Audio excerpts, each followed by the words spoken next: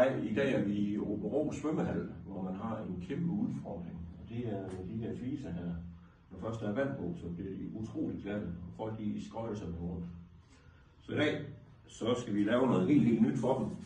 Og det er, at vi har et antiskridprodukt, som vi skal prøve at påføre. I antiskridproduktet, det går ind og ændrer strukturen i overfladen på flisen. Og det gør sådan, at flisen får, man kan sige, millioner af små bitte gribepunkter, som man kan stå fast. Så vi starter med at påføre vores antiskrid der.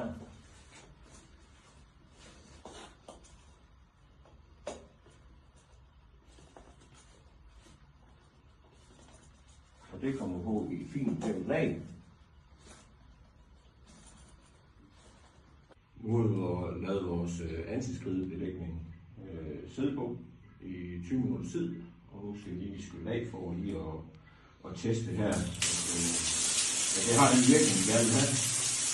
Og man kan teste bare lige med hånden her, der kan vi se det er glas. Når vi kommer herud, så griber den virkelig fast. Hvordan er din oplevelse af det her nye antiskrid, vi har kommet på? Jamen, altså min fod flytter sig jo ikke. Hvis jeg står her, og så vrider jeg min fodled, så sker der ingenting. Og hvad sker der over det andet rum? Gør det samme. Så glider du med rundt? Der glider jeg også. Ja, okay. Så det er en succes? Det synes jeg.